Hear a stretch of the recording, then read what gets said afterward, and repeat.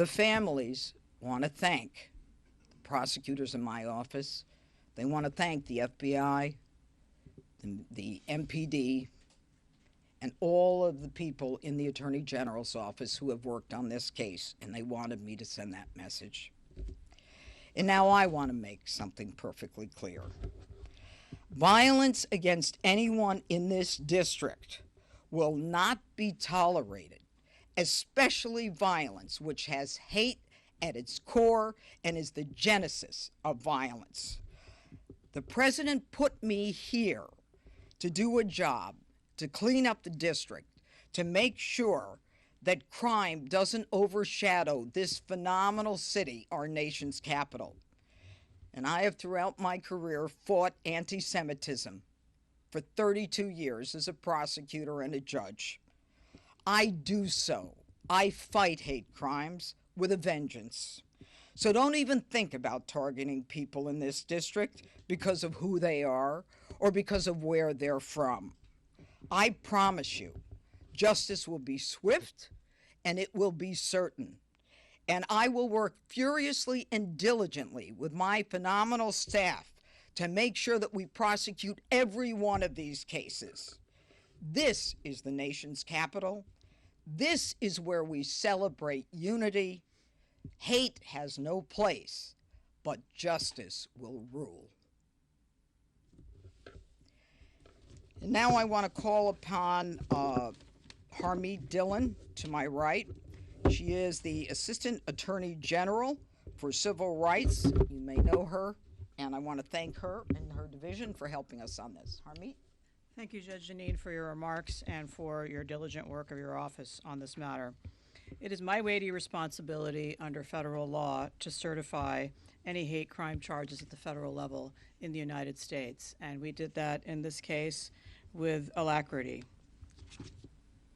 The Civil Rights Division remains unwavering in the same commitment that you just heard from Judge Jeanine. Namely, there will be a zero-tolerance policy in this district and in these United States for any hate-motivated violence, including in this case on the basis of actual and or perceived national origin. The community in question has been reeling from a stream of violence that has been occurring in these United States for almost 2 years now. To those who seek to inflict further pain and suffering on Israeli communities, we will use every legal tool at our disposal to hold them accountable for these actions and deter future actions.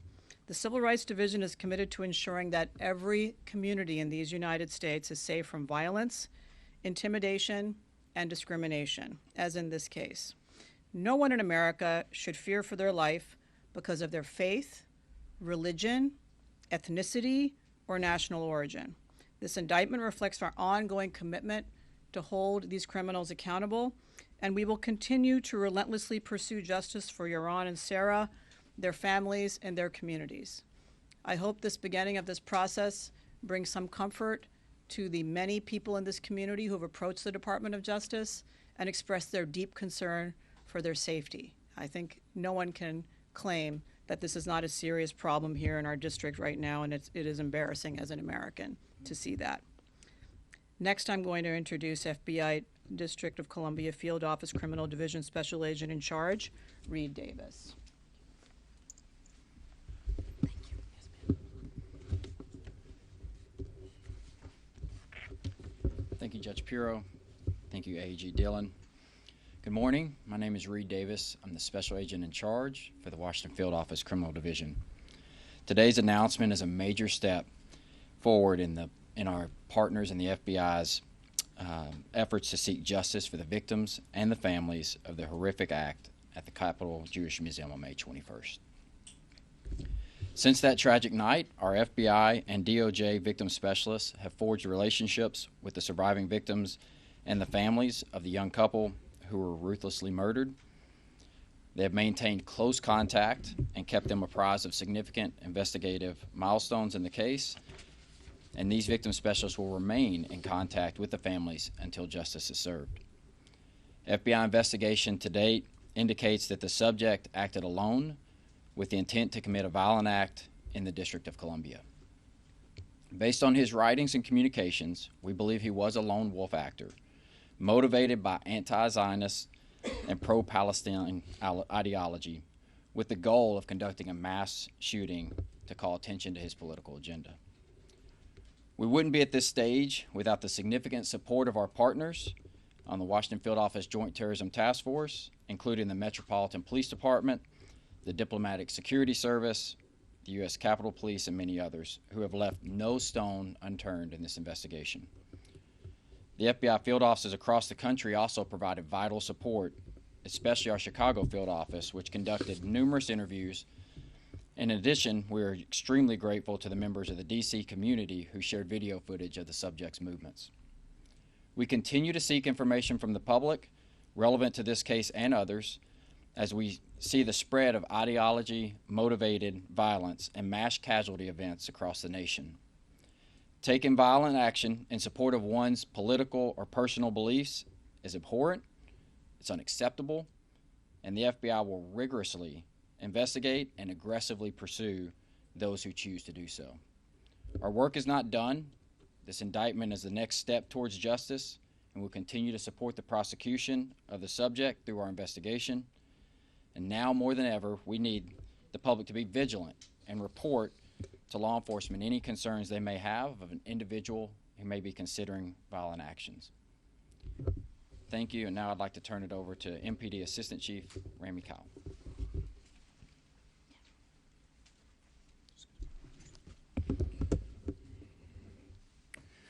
Good morning. I'm Assistant Chief Rami Kyle of the Investigative Services Bureau at the Metropolitan Police Department. Since our officers apprehended Elias Rodriguez and recovered the murder weapon moments after the shooting, our homicide detectives have tirelessly pursued justice. MPD has a solemn obligation of investigating every homicide occurring in the District of Columbia, a duty we do not take lightly. Our detectives work closely with our partners at the FBI Washington Field Office.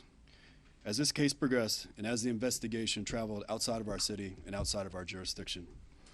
The charges unveiled here this morning underscore our collective commitment to ensuring Rodriguez faces the maximum punishment possible. Calling this a shooting alone doesn't begin to describe the vicious and hateful attack. Rodriguez traveled halfway across the country, came to our city with the intent to murder people simply because of who they are, what they believed, and where they came from. Hate has no place in our community. We continue to stand shoulder to shoulder with all those impacted by the loss of Yaron Lashinsky and Sarah Milgram. MPD strongly supports the religious community here in Washington, D.C. We have maintained a heightened presence at religious institutions, and we are in regular contact with leaders of all faiths and work to safeguard our houses of worship. As always, we remind our community to remain vigilant and immediately report any suspicious activity. I want to commend the dozens of MPD officers and fellow first responders that rushed to the Capitol Jewish Museum that night. These brave men and women, they did not know the nature of the threat they were running toward and acted swiftly to take this suspect into custody. I want to thank our partners here at the United States Attorney's Office and the FBI Washington Field Office for their commitment to pursuing justice. Every agency involved in this investigation has worked together seamlessly from the very beginning. And lastly, I want to express our gratitude to our local community for providing tips and video that helped our detectives with this case. I also want to thank our community for supporting our Jewish community in the face of this awful tragedy. Thank you, and I'll now turn it back to Judge Pirro. Thank you. Okay. Any questions? Can you clarify as far as the death penalty is concerned? I'm unclear. Are you recommending to the Attorney General that the DOJ go ahead with this death penalty designation? Or is this something that you're saying flat out that you're seeking the death penalty? Okay. Thank you for the question. And what the special findings attached to the indictment, and if you get a copy of the indictment, you'll find it, is an indication that there is a process that we are considering right now. And the Department of Justice has a very rigorous internal process for determining and reviewing cases to determine whether the death penalty is appropriate. The capital case section is responsible for conducting the review. The review includes an examination of all the evidence and of the charges. the defendant is allowed to submit information for consideration by the capital case section as well, which is one of the reasons that we attach these special findings. Once this review is completed, it is then that the Attorney General will determine whether or not to authorize my office to seek death.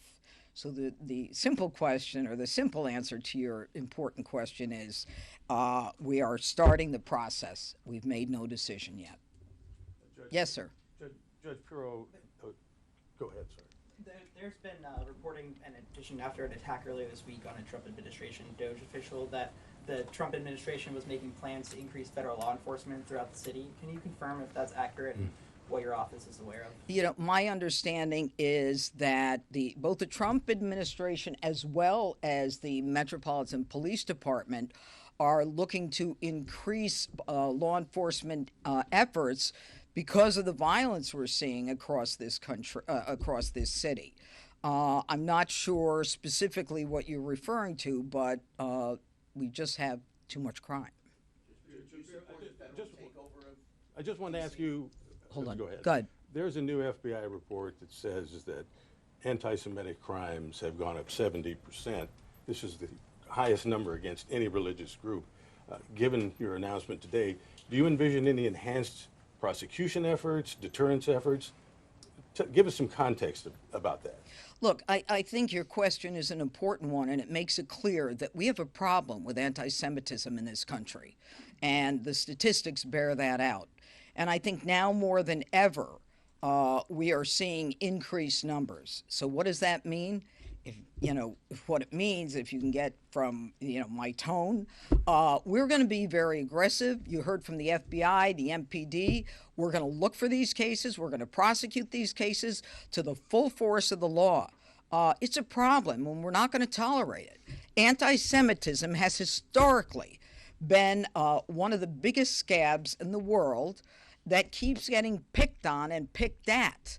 So from my perspective, I will go forward with every case with vengeance. Judge Pirro, do you support a federal takeover of Washington, D.C., as the president has suggested? Yeah, that is a decision for the president.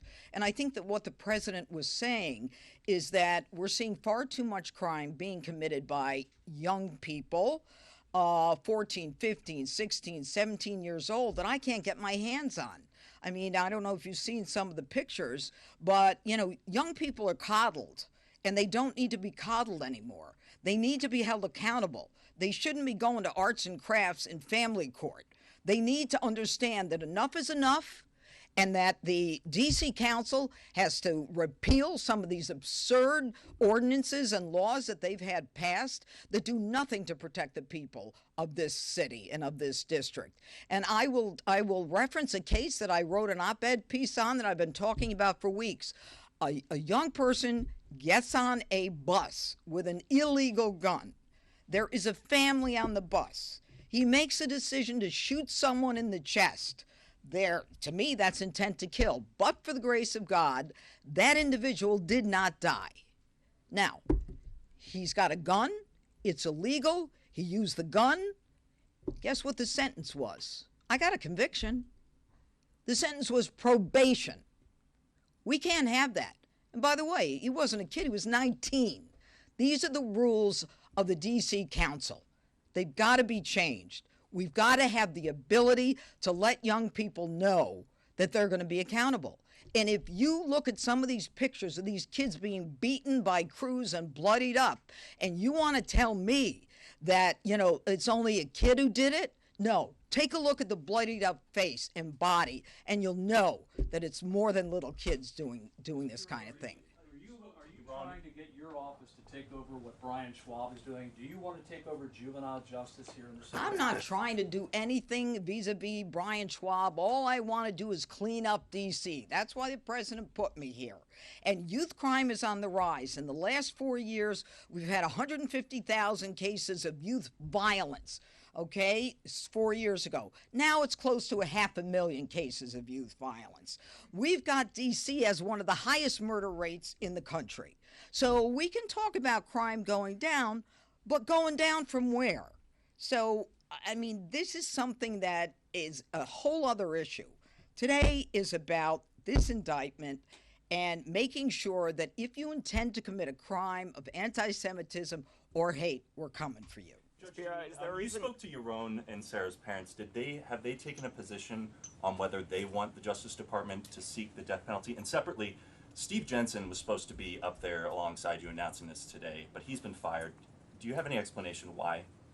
Okay, I'm going to talk about Sarah and Yaron's parents.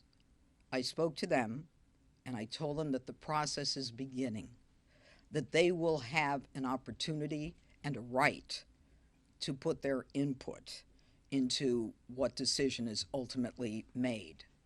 Okay? And I'm not going to talk about politics today. I'm talking about crime. And I'm talking about hate crimes. And that's the extent of it. Okay. Reporter was asking the question. There's word that there are going to be more federal law enforcement, including perhaps National Guard, on the streets of D.C. today and tomorrow as a result of some of this recent violence.